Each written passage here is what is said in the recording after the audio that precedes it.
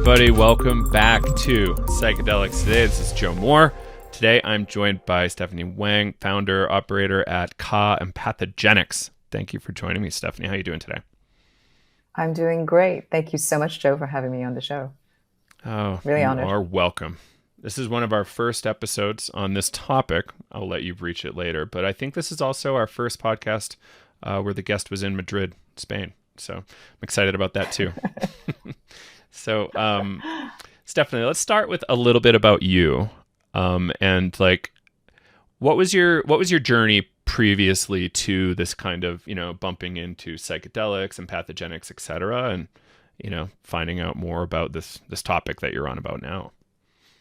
Absolutely. I'm from Hong Kong, actually, and I started my career in corporate finance, and that was fantastic because it was lucrative, but it just didn't feed the soul. And I switched gears and I went into film for some time. But really, my passion has always been in consciousness and personal transformation. And a lot of it had to do with sort of, my childhood experience and just dealing with pain. And, as a lot of us probably go through, there are certain experiences in life that, you're trying to work out and understand in order to understand yourself. And so, I went through, shall I say, a really catalytic experience in that process. And it brought me ever closer to being extremely passionate about consciousness, because I just didn't feel people should be feeling this way in the world. It's just not what we're meant to be Right. in a depressed or a sort of contracted state, right?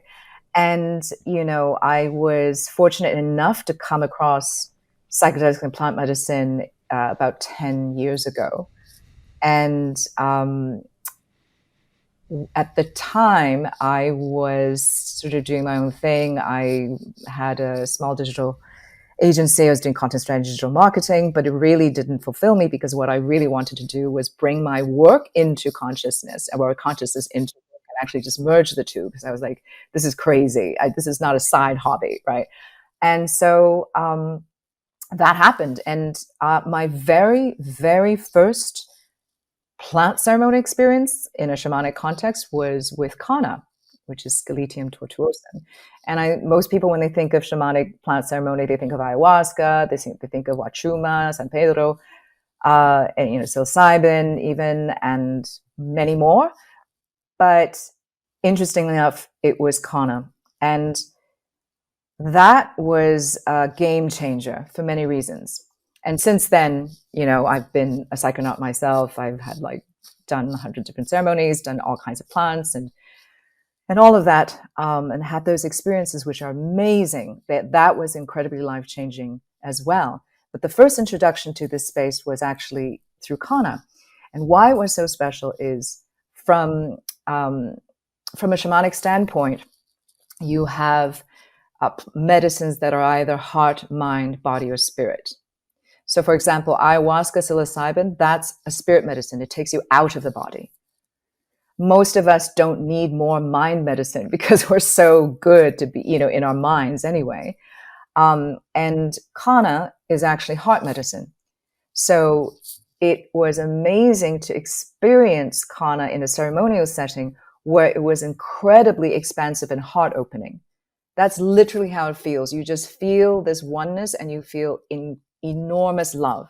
You feel everything around you is love. Everyone is love. And what it also had an effect on is how, we were relating to each other in that setting. So imagine that you're in a place when, of course, nothing matters. Nobody cares what you look like, where you came from, what job you have, how much money you make, what social strata. Nobody cares. All you care about is meeting each other in that heart-centered space, in a very human and intimate space. So imagine how beautiful that's like. And what is interesting is that, the experience, in this ceremonial setting with Kanna was just the whole night was like that. You end up sort of cuddling with everyone. It's kind of awesome. And there is another deeper thing that was happening. What it was actually doing, it was less about the experience itself, because that was, an intense sort of 5-6 hours. It was really more about coming into community, because it was reminding us that we are a human community, and this is actually how, in the highest form, how we can relate to each other. It's a possibility. It can be a reality. And it takes away all the masks. It takes away all the other stuff that doesn't matter. And it's incredibly supportive. It's incredibly energizing. It's incredibly nourishing to be in that space. So that was my I'm fresh sort of off first... of Burning Man, by the way. So Oh, awesome. How was it? Wonderful. So like a lot of what you're saying is really coming up for me. Yeah. Things I experienced. Yeah. And, Burning Man is a great example as well, in a different context. But, I think, as looking at going through all your other guests in on your podcast, we talk about wholeness a lot, right? And coming back into that wholeness. And, that is being human. We can be there. We just don't normally experience homeostasis. We don't even know what that feels like, because we're so stressed out. We're so out of our bodies. You ask someone, how do you feel? And, they kind of think about it, but it always goes to the head, and it's not in the heart, in the body. So Kanna is a beautiful plant ally that actually helps us do that. And, what it helped me personally do was really, remove a lot of my own blockages to love and intimacy. And it just was a great teacher that way. And, over the years, with many of the other amazing plant teachers like ayahuasca and psilocybin and such, that obviously amplified and complemented all of it together. But I will never forget that my very first ceremony was with Kanna, and how, even in that moment, I thought, wow, this is what the world needs. Mm-hmm. Because again, we're very good at escaping. We're very good at all of that. We're not so good in being present, and not so good in being our hearts and having that head-heart harmony. Mm-hmm. Yeah. So that's how I sort of came to Kanna and came to psychedelics. And, eventually, at that time, and then I joined a company called Evolver, and we birthed the Alchemist Kitchen, which is a we had live events, and there was a lot of education. Did we get a chance to talk about Evolver when we were together in Arizona there? Not really, no. So that was actually a big portion of my origins. I started Really? organizing Evolver Boston in probably 2008 or 9. Okay. And did a lot of meetups, a lot of like community organizing workshops. Oh, awesome. And yeah, I was like writing at Evolver, I think, a bunch. And it's like the sister magazine of Reality Sandwich at the time.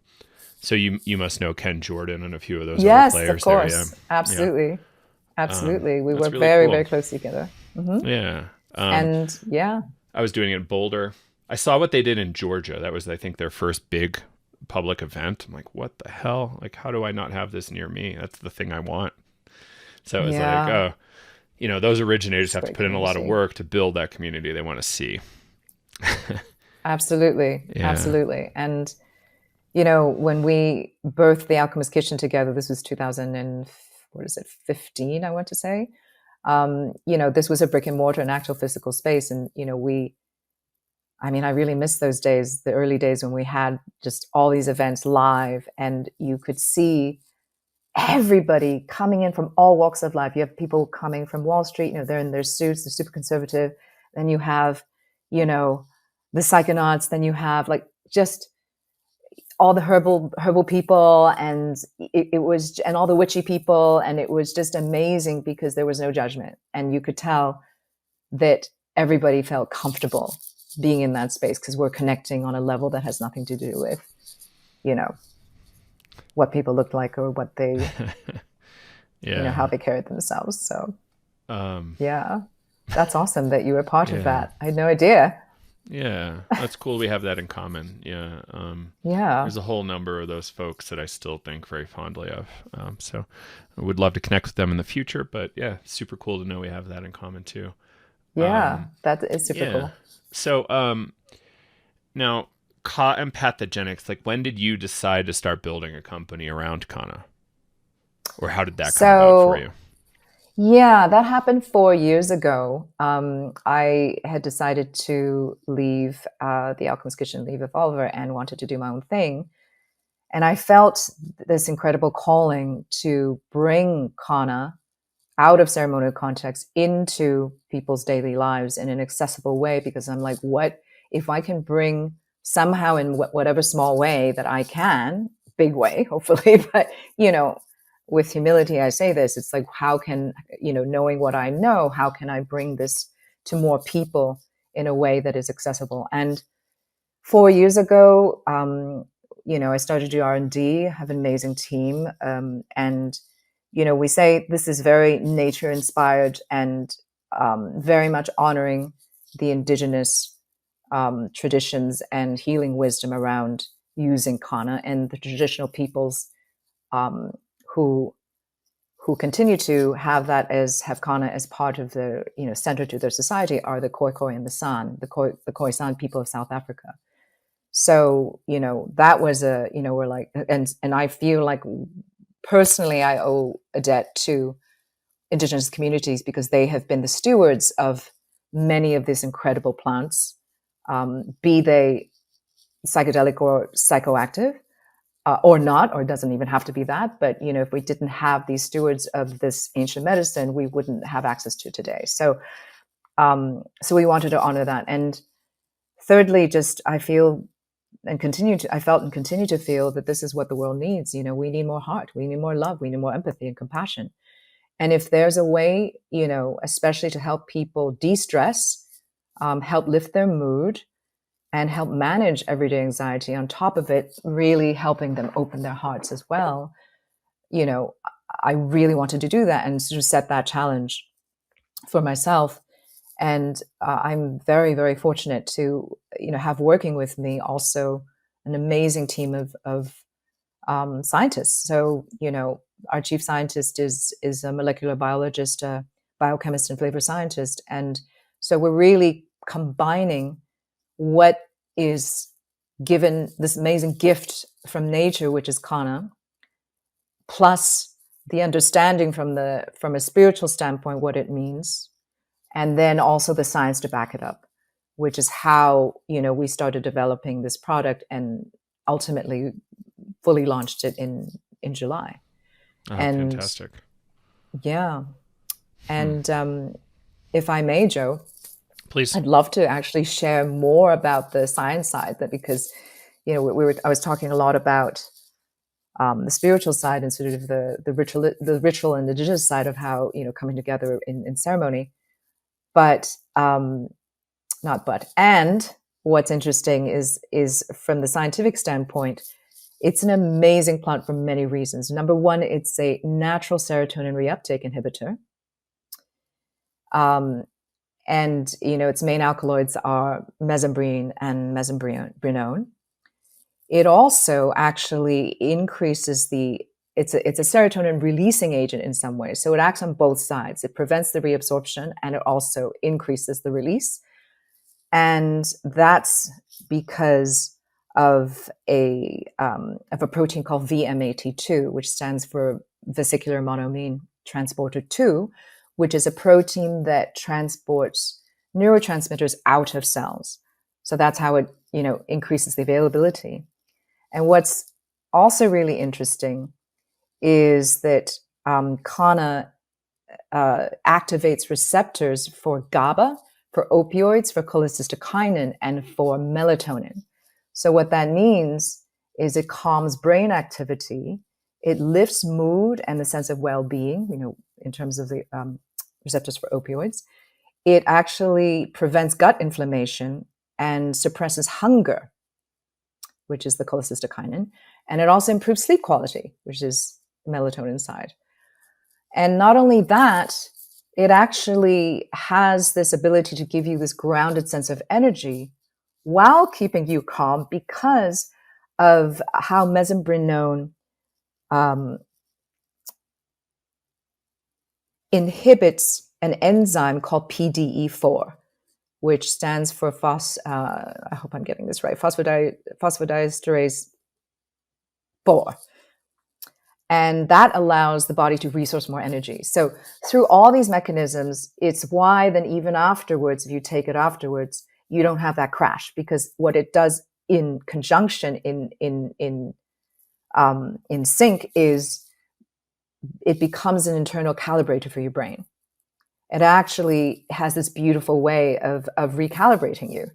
So, if so, you're like, okay, well, effectively, what does it do? Effectively, what it does is it lowers stress and anxiety, it lifts mood, it helps you focus, and it gives you endurance, and it's a heart opener all at once.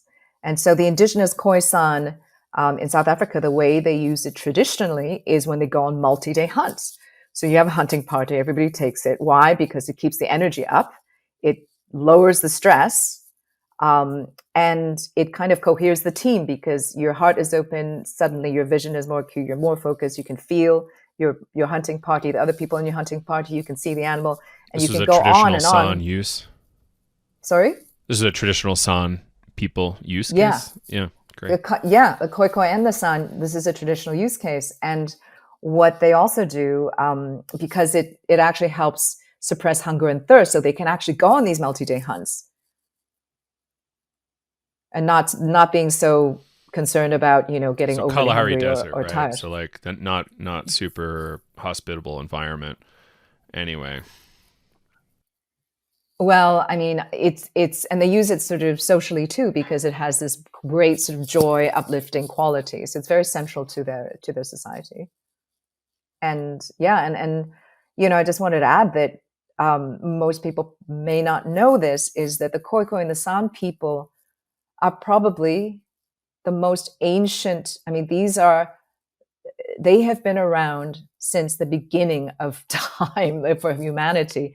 We're talking about 150,000 years. This is where the cradle of human civilization was. right. I know next to nothing Was. about Khoi, but I know a little bit about the San.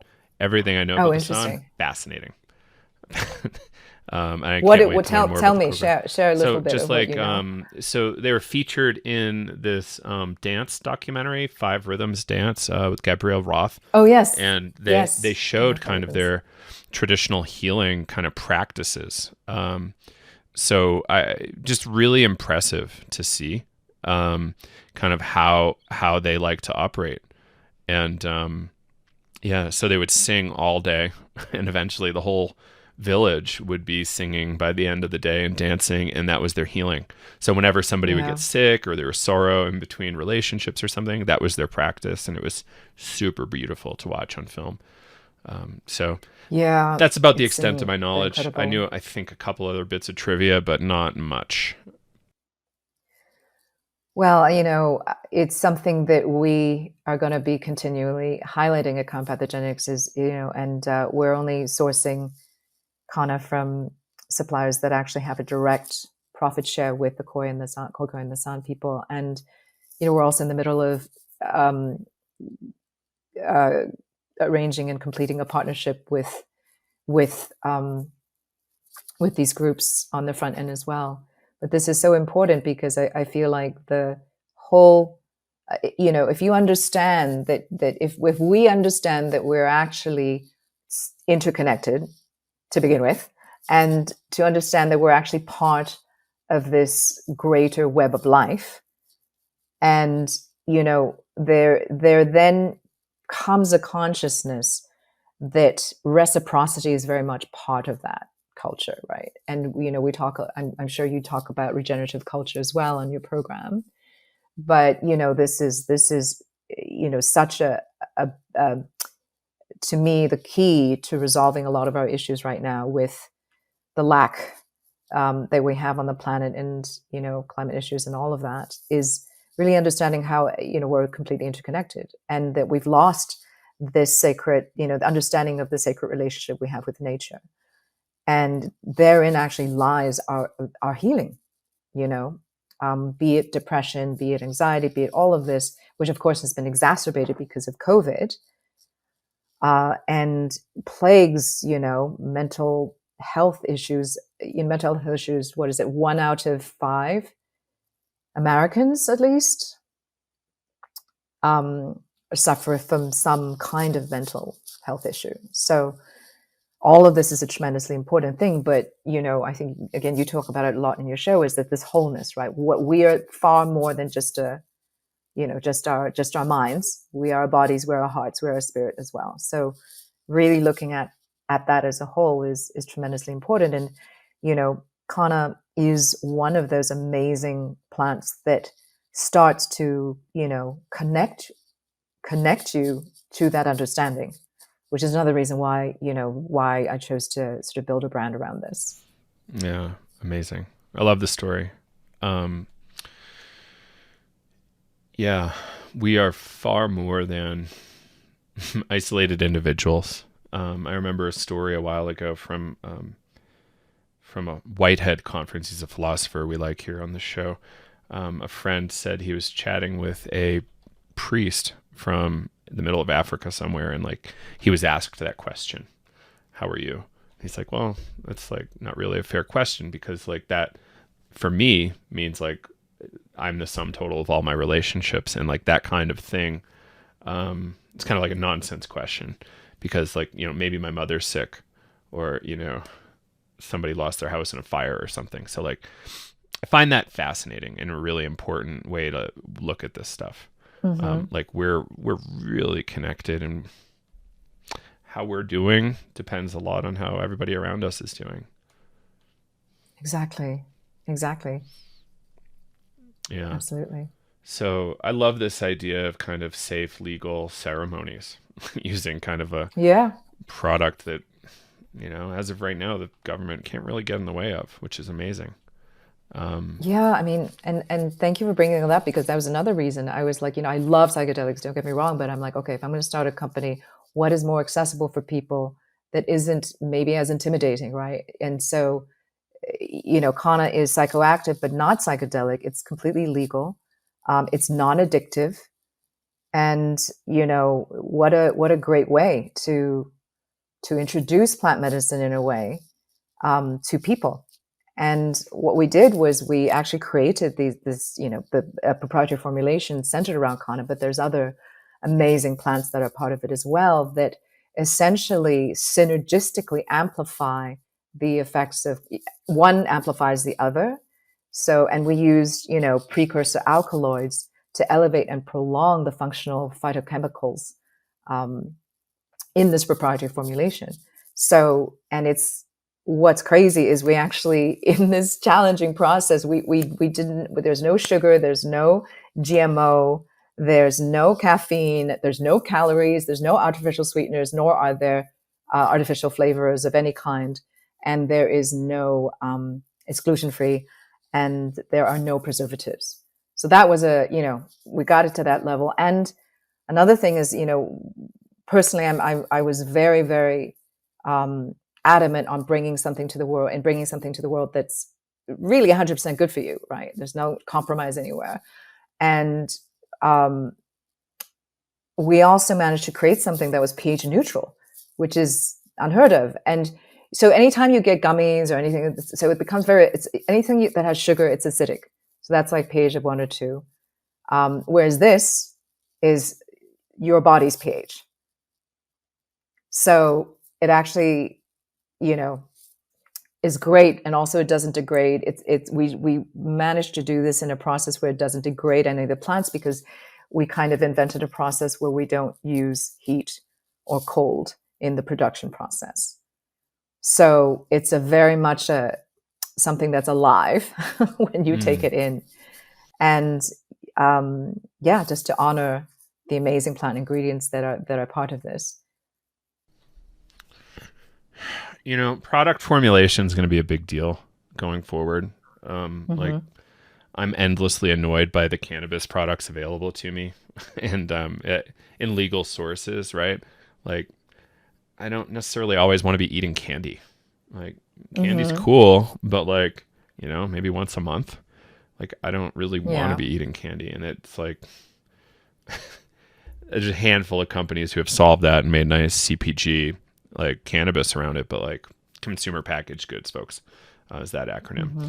And like, yeah, when are we going to catch up and have nice things that are good for us? Not just like straight THC, CBD, etc. Like maybe some plant things in Yeah, there, and it's happening, and I think that a lot of education is needed for people, because people don't realize you can have certain ingredients that are okay, great, but then the minute I think there has to be a lot of thoughtfulness that goes into the formulation. If there's not enough science behind it, then literally you add a bit of sugar, it's gone. Its efficacy just is not there anymore, right? It's not done in a high yield kind of way. And so some of it, unfortunately, a lot of what's out there become placebos. They're just, yes, there's this and that, but it's not actually efficacious. So I think, programs like this and shows like this, I mean, just educating people is super important. And I think all of us need to learn. And especially right now where there's, I guess, so much more of a movement towards self-directed healing, as opposed to, oh, let me go to the doctor, right? Everybody's right. interested in taking fewer pharmaceuticals and actually more plant-based, or things that they can sort of figure out on their own and try on themselves. It just came up for me. Like, is it that people are realizing that diet, sleep, and exercise and appropriate lifestyles are starting to be really important? Like, is that like a new discovery for the population? I think maybe. Like, it's ridiculous to say out loud.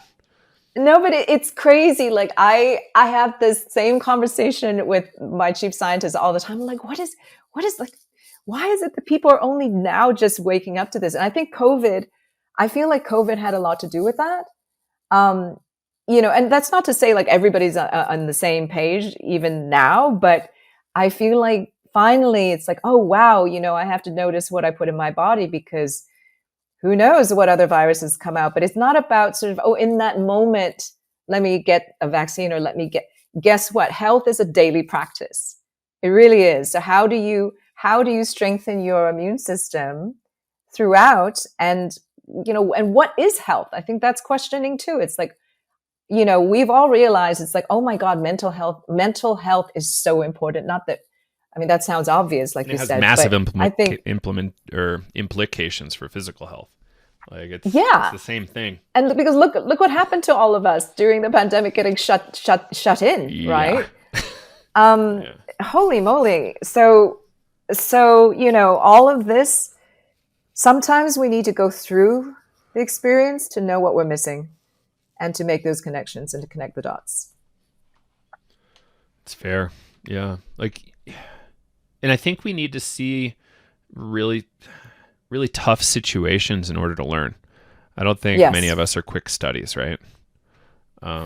Unfortunately, no.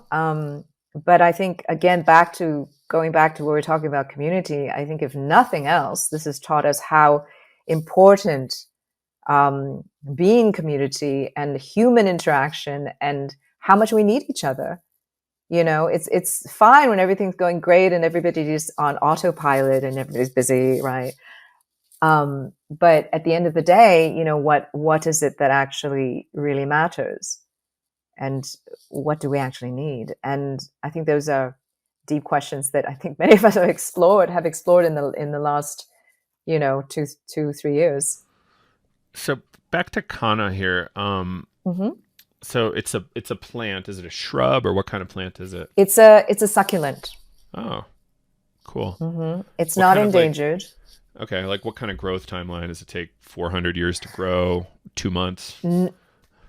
It's actually kind of a small shrub that grows a little bit slowly. So you can farm it. It grows in the wild in South Africa, but you can farm it. And I have to get back to you on exactly the growth cycles, but yeah. Let's plan on doing that in the blog later. I think that would be really cool to like know more about the plant itself. Yeah. And so, do people like traditionally, do they just boil it and eat it, or like just no, they chew it. They chew the roots. They chew it. And interestingly enough, in South Africa, Psychiatrists prescribe this a lot for people with depression, and Wow. also, and also it's, believe it or not, it's actually used to help people with addiction issues with alcoholism. Oh, wow. Because again, of the way that mesmerione acts on neurotransmitters, it has almost an ability to kind of do a reset in your brain. Because, like, okay, what's more addictive than amphetamines? Fat, salt, and sugar, even. And again, most people don't realize this. And what's crazy Explains my is, and not relationship with crazy, what's amphetamines. Well, yeah, totally. and what is also really awesome is that Kanna actually curbs hedonic cravings. So hedonic cravings meaning, not the hunger that you need to survive, you got to eat to live, but anything on top of that. So, eating the whole pizza versus eating one slice. Yeah, Been and there. that, Yep. that is still a form of addiction. And, there's again, just amazing, amazing properties here. And what we've found is that, for example, with Ka and our Ka Kana chews, people love taking it, for example, for meditation. Why? Because it helps you really drop in. It centers you, opens the heart, and kind of like, boom, you're an open channel and you're very sort of present. People love taking it, before a big work day, because, instead of feeling overwhelmed, you can actually tackle one thing after the next in a calm way. And creatives love it because it actually helps when you're out of that fight and flight, everything expands, right? You start to see things, you start to see solutions, you start to see, oh, here's another way we can express this and do that and paint this and so it's and on that side it's great. Anytime working out even. So, people like to take to choose when they work out because of this ability of Kanna and a lot of these other plants to help improve endurance and actually help sustain energy. It helps people focus. So again, if you have crazy day, crazy mind, it's great to have you kind of go woomph. How long does it last? Like the noticeable effect? So, our chews have 30 milligrams of high potency Kanna extract in them. So you would typically feel it like really present an hour to 2 hours, but then slowly it kind of, tapers off. But honestly, the effects are still there for the rest of the day. It's just not as noticeable. So, we always encourage people to, choose your own adventure and just try it and see what works different times of day. Yeah. Best to take it on an empty stomach just to really feel it. And some people, depending on, because everybody's biochemistry is different, genetics are different. So some people need to try it, 2 to 3 times before the neuroreceptors get primed. Oh, so there's that's that. Interesting. Yeah. Huh. And yeah. Can't wait to try it again. Yeah. Now, yeah. The scary question: contraindications. Like, are there certain types of people with different conditions you tell not to use it? The only contraindication is if you are already on MAOIs and SSRIs. You don't want to add this to it because this is also a natural serotonin reuptake inhibitor. But if you're already on SSRIs and such, you don't want to add to that. Other than that, not really. And this is a big difference between Kanna and, let's say, CBD. CBD has a big long list of, you shouldn't take it with antibiotics or blood thinners or NSAIDs, and it's just alcohol, right? There's a big long list. There isn't that for Kanna. And what's interesting is if you are a cannabis user and let's say you get paranoid, too much weed, you get those rough edges, combining it with Kanna actually smooths the edges out. So they actually pair really well together, which you can find information even online about that, but it's a lovely pairing. You can have alcohol and still take it, but I feel like a lot of people, so for example, another use case is if you don't want to drink alcohol, but you want to have that sense of social ease, and you want to have that uplift, take some Ka juice, because that's exactly what it does. It actually helps you break the ice and lower social anxiety, and again eases you, and it's also super good for you because it's actually neuroregenerative. So it's a great way to be healthy and yet have that sort of extra oomph when you go into a social situation, go out at night. Yeah. Yeah. What are some, beyond cannabis, what are some of your other favorite ways of pairing it with something? I honestly am a purist. I like it because it's already like formulated in a way that you can just have it as it is. So, I like it as it is. I think in a ceremonial setting, sometimes people have Kanna first, and you wait an hour and a half, and you have, your ayahuasca or something, or psilocybin or something else.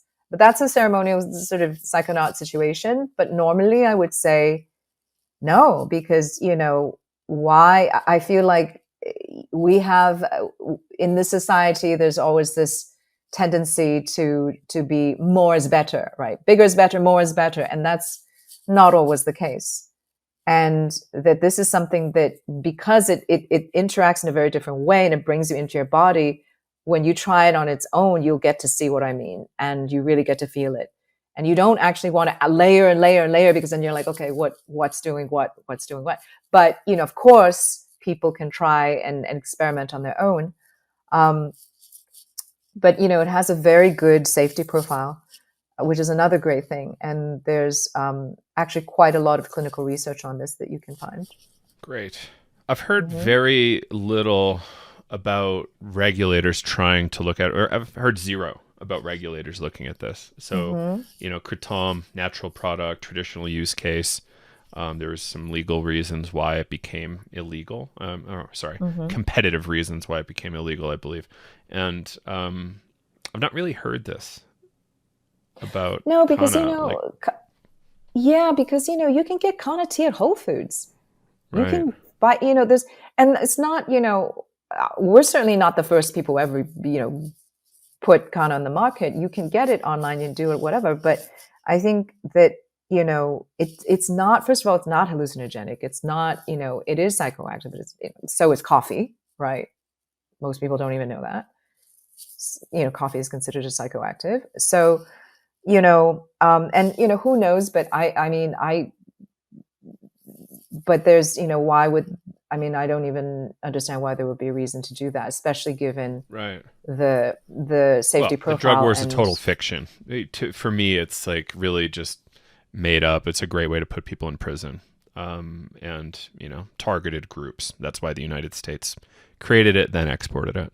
But people believe it's a real helpful thing. It's not. So unless there was like a competitive reason, I can't really see why people would put any energy behind it, right? So the concept of who killed the electric car. People who had a vested interest bought all the IP and kind of it went away. So like that can't really happen here. It's a natural product. You can't really trademark it. But you can make really cool formulations like you've made. That I think it's here to stay. Like I've heard some amazing things from a lot of people, but I've not really had personal, like a massive experience yet, but those who I know who have, like, love it. And I'm really glad to hear that from you, because it is, and of course, I hope so. I hope it's going to continue to, more people will continue to learn about it. And I do want to sort of, since we are on psychedelics today, sure. I do want to address one thing, which is that, there's been, Vice had that article comparing Kanna with MDMA. Yes. And I just wanted to address the most basic comparison people make. But is it a fair comparison? It's not. The only way that you can say, okay, it's similar, is that, okay, MDMA acts like an entactogen. So there's an increase in empathy, and definitely you have that with Kanna, which, we're terming this category as empathogenics, because it's a heart opening kind of category. But no, I mean, MDMA, first of all, is synthetic. It's a hallucinogen. It's a stimulant. When you take it, it distorts time and perception. Then there's, a ton of side effects. MDMA acts on dopamine, serotonin, norepinephrine, and therefore it behaves like an amphetamine, which is highly addictive. Well, it is an And, amphetamine. It is an amphetamine, Methyl excuse me. methamphetamine, a methamphetamine, which is even a scarier word for people. I like all Yeah, kinds of and amphetamines, but I hear you. and is highly addictive, and the truth is behind that is that long-term use, you end up depleting your brain. It actually damages nerve cells that actually contain serotonin. Right. And it could, if prolonged sort of constant use, it leads to depression, possibly memory issues, you know, and there's that. And it's And a not, harm reduction it's PSA not, 4 times a year is a reasonable number of times for use, everybody. Not every weekend like I was doing. It's not good for you. yeah, unfortunately, yeah, it's not good for you. And, psilocybin, for example, psilocybin and Kanna are both neuroregenerative. It's the complete opposite to something like MDMA, which is unfortunately the opposite, and it does damage nerve cells in the brain. So that's just one thing to look out for. So yeah, I just wanted to say that I think I understand why that people make that comparison, and it's, it has that sort of empathy, heart opening feeling, but what it's actually doing and the mechanisms are very different. Yeah, totally. Mm-hmm. Great. Well, thank you for sharing that. Like I drug comparisons and substance comparisons are so hard. I regularly say something about 2CB. It's somewhere in between MDMA and LSD, and that's such an unfair comparison. It's such a different Mm-hmm. experience. And Yeah. yeah, so like when we do comparisons, everybody, this is kind of just a PSA on terminology and language. Let's be really damn careful and think really carefully about what we're saying, because, Yeah. we've perpetuated so many myths already throughout our lives, and we can stop it. We just have to be educated Mm-hmm. enough and have the intention when we're communicating to be really clear.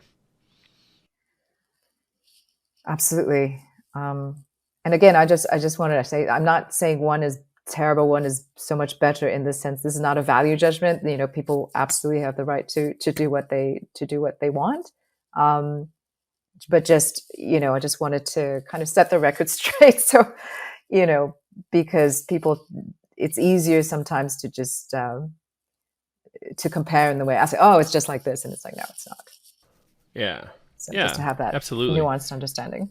Yeah. Exactly. And we try not to do value judgment here too much. It's, but let's have fair comparisons and kind of pro cons list when we're trying to make good decisions. And when, do your own research, folks. But when you go look up the Yeah. risk profile of, Kanna, you're going to be kind of curious, I think. Mm-hmm. At first, I was like, the first person that told me was a university professor. She's like, yeah, we do ceremony all the time with Kanna. I was like, what? And you like it? Yes. It's like, Oh, what the wow. hell? What the hell's going Amazing. on? How do I not know about this thing? Mm-hmm. But that was 4 or 5 years ago or something. So, I give myself a break. But, now I know about it. I've tried it. It's pretty cool. I can't wait to do more with it. You know, I would love I'm going to to get you a see, box. hell yeah. I would love to see Yes. somebody actually kind of do a little trial It's on its way. with therapy. I think that would be really fun. Or do you know of any clinical papers that are out there? There are many clinical papers. That's another topic. So you can find research that has been, quite a lot of research has been done on scaletium, which is the same as Kanna. And but I would love to. I mean, honestly, if anybody out there would like to do a clinical trial, or just somebody who is in psychotherapy, or any practitioner, I would love to see if we could collaborate and and do that together, because that would be amazing. I mean, we're at the end of the day, we're a startup company right now, so we don't have like $20 million to do that Yeah. kind of clinical study, but if there's someone out there that's interested, I'd love to share Ka Great. with them Yeah. and see what we can It's do cool because together. it's already a standardized dose, right? It's not, perhaps not up to pharma standards, but at least you have a standardized dose and you can like study an Oh, we individual do. product. Okay, you are like GMP. We well, here's the thing. There is the Kanna that we used, excuse me, the Kanna extract that we use is extracted through a patented extraction process. So that we actually can say that there's a standard dose, excuse me, a standardized extract and potency. So again, we're not a bioscience company. We're not biotech. We're not pharma, and we're a consumer product company, or a psychedelic adjacent consumer product company.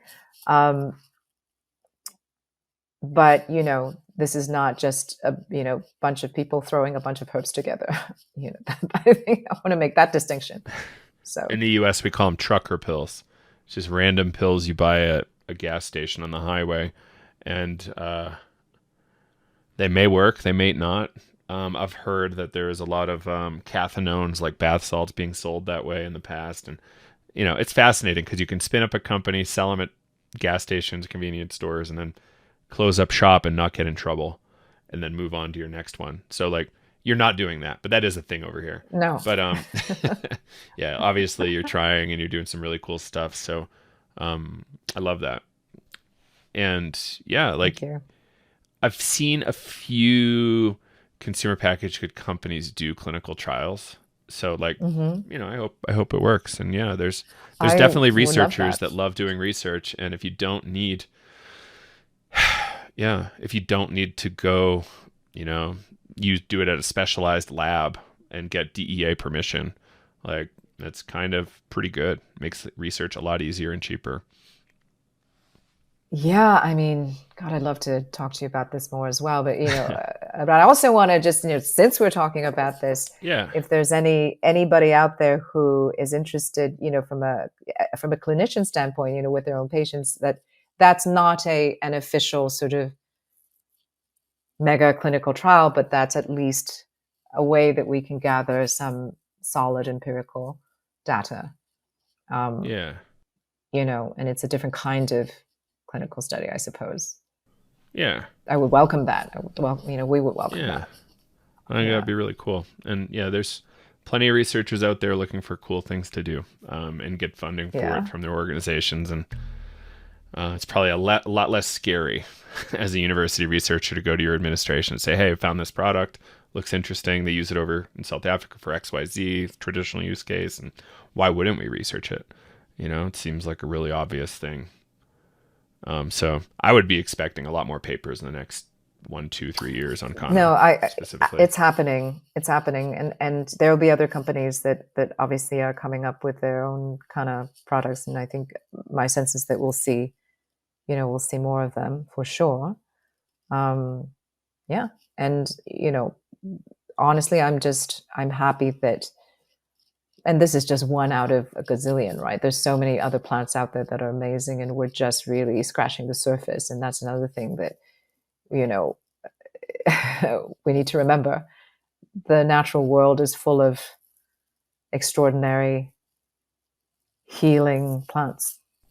Yeah. Jam-packed. I remember, I totally am spacing on what tradition this is from, but something like every single plant and substance on earth is here to help us. Somebody said something along those lines. And that's like a really fascinating way of looking at nature, right? It's yeah. And we evolved with plants. We did, human species. And another thing is, sometimes when I even think of, we don't think of it, most people don't think of it this way, but that 95-6+ % of our cells are not even our cells. They are viral, bacterial, and we evolved with viruses and bacterium, and So instead of sometimes thinking, okay, how do we, I mean, we had to in order to survive, in order to coexist, right? And so I think it gives us a little pause sometimes when we think of anything that, instead of in the immediate reaction of let's kill it, let's eliminate it, let's destroy it. Wait a minute. Just wait a minute. What's the smarter way to do this, and how if we start to have a little bit of a different perspective, because otherwise we may end up creating bigger problems down the road. Yeah. An example of this again, the United States has exported drug war. There's plenty of other things too. Yeah. So, what else here? So, can you give me like maybe one or two like really cool stories you've heard from customers about their use? So some like one or two things that kind of like blew your mind. But I mean, okay, the first story, the first, incident was someone who is a lovely woman, menopausal age, and she has a lot of anxiety, a lot. And she, in order just to go to bed at night, she had to take like half a Xanax. The minute she was one of the first people who actually was part of our focus group, and she started taking our Ka chews, and she loved them.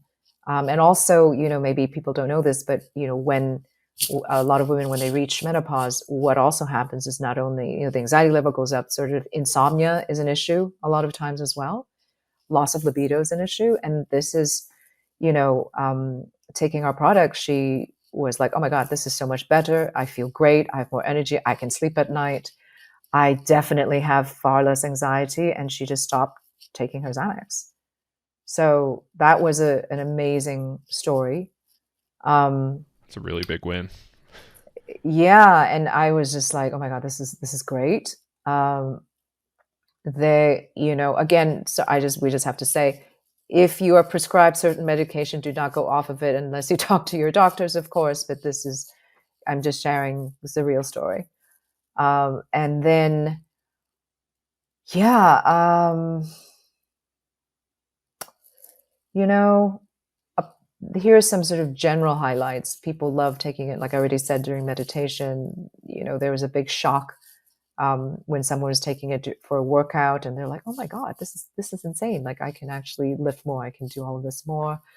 I'm just trying to think of another great story. There are incidents, again, with people who have addictive personalities. This is something that, again, I've mentioned how it curbs hedonic cravings in general, and how mesobrine and mesembrinone actually help you reset your neurotransmitters in a way. So we've seen that happen as well, slowly, but it's happened. I feel a little bit cautionary in speaking too much about that right now. Right. When we make medical claims or tell medical stories, obviously regulators are going to watch and be curious. So everybody, exactly. This is like anecdotal, like N of 1 stories, like maybe N of 5, but science needs a lot more N's before, it's an approved thing and we can say much. And again, everything that I've said with Kanna, you can actually look up in clinical studies. And we, as a company, Ka Empathogenics, do not make any medical claims at all. So I just wanted to just put that on the record. We're here to support. And, it's a herbal supplement at the end of the day. We're not pharma, and we don't intend to be. Yeah. Yeah. Exactly. Mm-hmm. Like, but I think this is a really important thing. So like, a lot of people get held up, and the only way they're willing to try to raise money is if they go this biotech pharma route. And I think there's so many other ways to go. Do you have any examples? Like, I'm sure you thought about this biotech play once or twice, but like, why did you want to bring it to the people directly and not go through that path? first of all, honestly, I was like, that's not my area of expertise.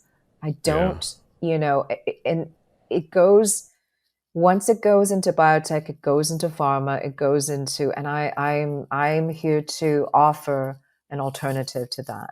I've always been a proponent of plant medicine, natural plant medicines. And by the way, just because something's natural doesn't mean it's necessarily great for you. Okay. But it's just, again, my whole ethos, which is what we look for a lot in terms of our own healing is in nature already.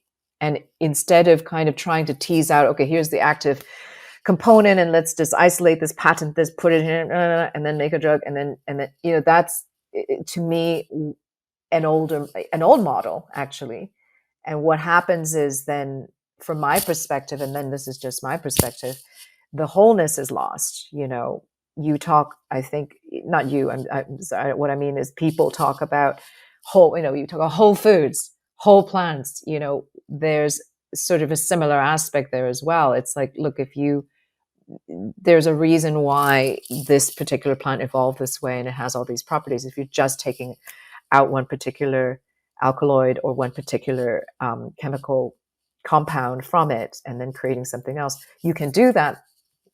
All the more power to you. And I definitely think that in certain circumstances that is, again, I say this, I'm not a doctor, I'm not a scientist, just from my own observation in my own life. There are certain incidences I want a pharmaceutical, absolutely.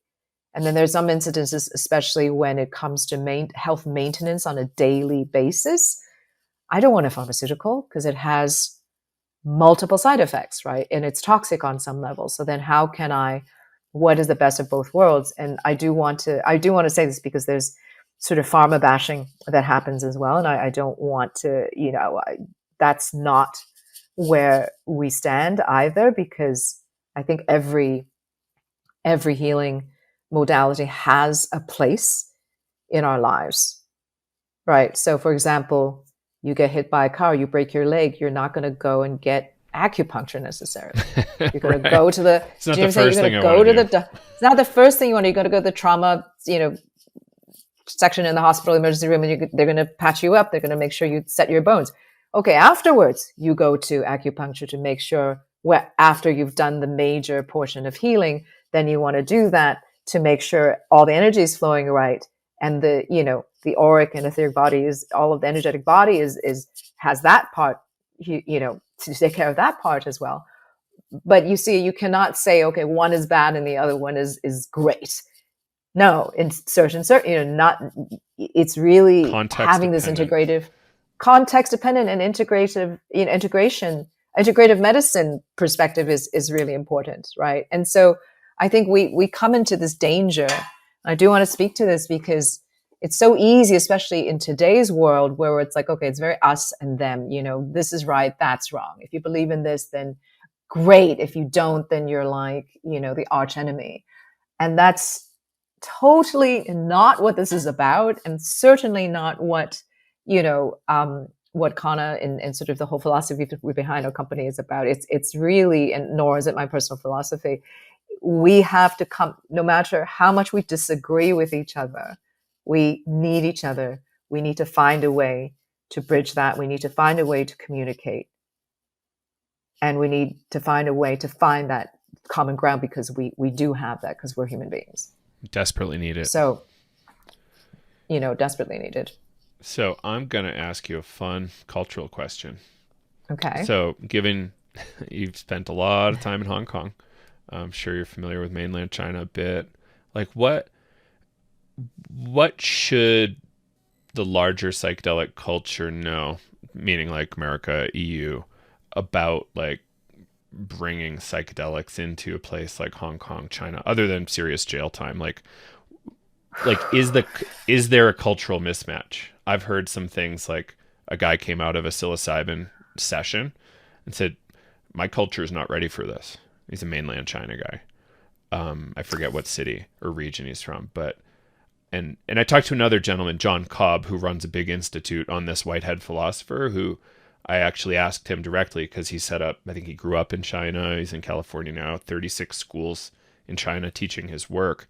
And he's like, I'm not really interested in that for China. I think I want China to like rediscover its own practices. But he's 98 years old, so it's a different kind of generation. But curious on your perspectives on this whole kind of topic.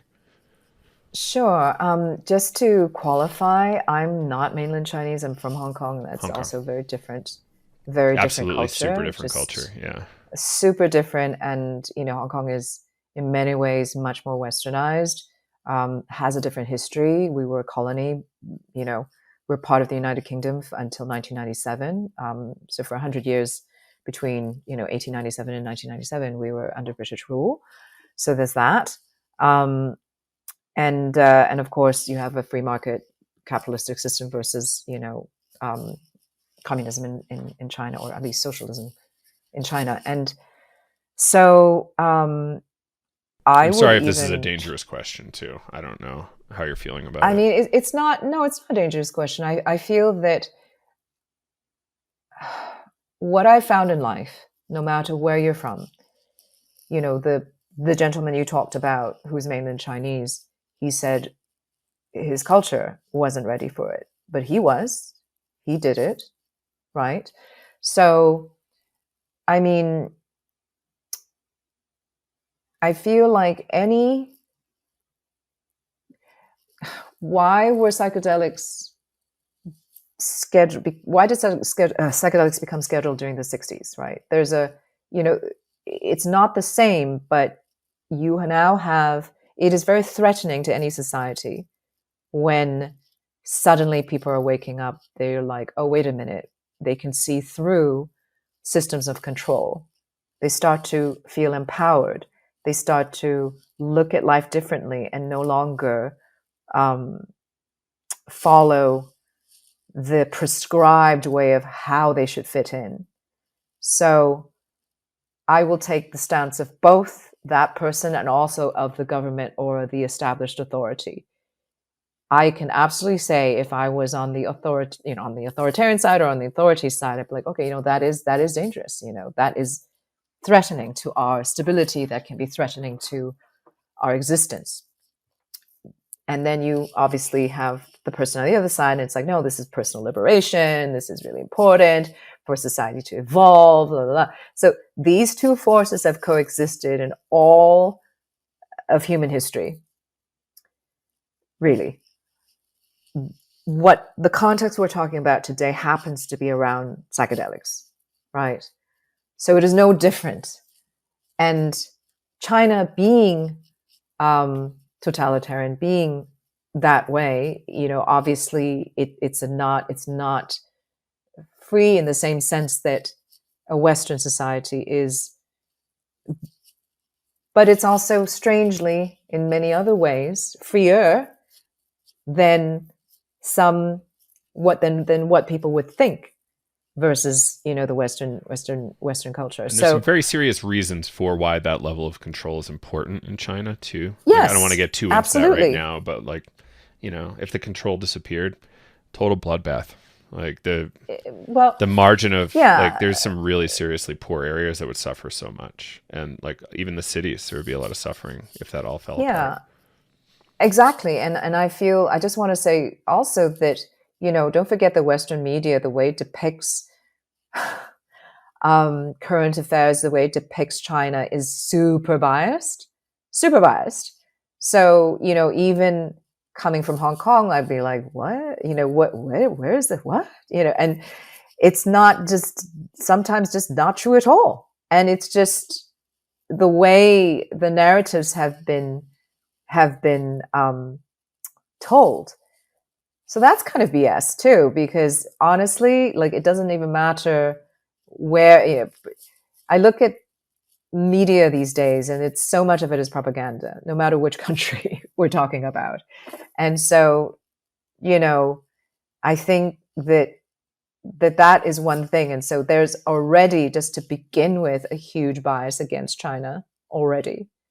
And I happen to have lived, I grew up in Hong Kong. I lived in many countries. I now live in Spain. And, I have humility in this. I learned to see, it's like, look, certainly not everything is as you see. And it requires a critical mind. It requires thoughtfulness. It requires exploration, research, and coming to your own conclusions. So this is a long way of answering you, but I feel like we're all human on a basic level. I do feel because of that, we want the same things. And yes, we may have different cultural heritage, but the basic human desire is there. We want to first and foremost be safe. We don't want to feel like we're going to lose our lives. We want to have food. We want to have shelter. The Maslow's pyramid, right? We want to have some sense of personal direction. The ability to have personal agency in our lives. We want to feel part of something greater. We want to have a purpose. This is all something we know. So, but then, of course, depending on which country you're in, all of that, the dynamics are very different, and how we live our lives and how we bump against those controls. This is the binary world we live in, and this is why being alive is like being in school on this planet all the time. We're constantly learning. We're learning as individuals. We're learning as societies. We're learning as nations. Each has its own level. But that's why we're here also. So I'm sorry if I didn't answer it directly, but that's good. Honestly what I think. And I like it. Yeah. You brought up some stuff. When I was more forward about my new aginess, I always used to think about Earth as Earth school. So totally. Get put here to get put in school for 100 years or less. And come back with lessons for wherever we're from. It's true. And it's a cool way of looking at it. But yeah, it's thank you for sharing that. There is so much nuance that we need to unpack around this whole weird, I don't know, I call it empire games. There's a lot of bullshit that gets stuffed down into our minds just for power reasons. And that could be from pharma labs. It could be from, new age hucksters to cult leaders to governments and big business. So it's all over. And one of the biggest things we need to address and think about internally is that we're slightly evolved primates. Like this much more. Yes. And we're the ones with the sharp teeth, So we're not all that evolved, Think about how you talk to each other about political problems and how little evolution's there in your discourse with your friends and family about difficult topics, and including the drug topic, including international politics, all of it. It's ugly. I'm guilty too. The amount of baggage I have, it's endless. So, but it's something we got to look at. I think that's tools like this can help. Yeah. And that's something I think we, just to remind ourselves, again, that's why it's this is what brings us down to earth, right? It's there's humility in this. At the end of the day, we're all learning. We're all are flawed in our own ways. And, and so here we are, we're here on the journey of life. I feel that, I think I would say, one of the biggest things I've learned in my life, and one of the things just going through and creating Ka Empathogenics, and also just working with Kanna, is that we are so much more in many ways than we realize that we are. We have so many how we can empower ourselves for our own healing that is there, and that plants can absolutely be our allies. And because we are part of nature, so are plants, and so we coexist together, and there's a reason, and there's a history, and that if that can help us and ease us in this difficult journey that is life, then hell's yeah, it's something to think about. And again, look, nothing, you cannot say one that, it's definitely for everyone. Things, you cannot say anything in the world is for everyone. Yeah. But to actually give people the option and the opportunity to do so, and to understand that there is more than what we may know. And this is one example of an amazing plant ally. Why not? And try it and see how it works for you. So it's more about your own exploration in your own healing that is giving each individual their unique journey that becomes their life, and not to make this so 50,000 foot view, but it's actually very practical. It's like, hey, what can we incorporate into our lives, incorporate into our bodies, to help with how we have to deal with an increasingly complex and stressful life. And, how do we stay grounded? How do we come back into community? So this is just one tool. Yeah. And thank you for that. That's a good way to bring it all together. So many tools. One of my favorite lines, Stephanie, is you can't clean a whole house with a vacuum. There needs to be multiple tools. Exactly. Here. And we're a little bit more complicated than a house. Exactly. Yeah, absolutely. Great. So, absolutely. Not practical, just let's call it basic historical question. So your startup, you just launched a few months ago. You said in June, was it? No, July, actually. July, just a couple 22. months ago, fully. Jeez. Yeah. Wow. I got an early sample. It's great.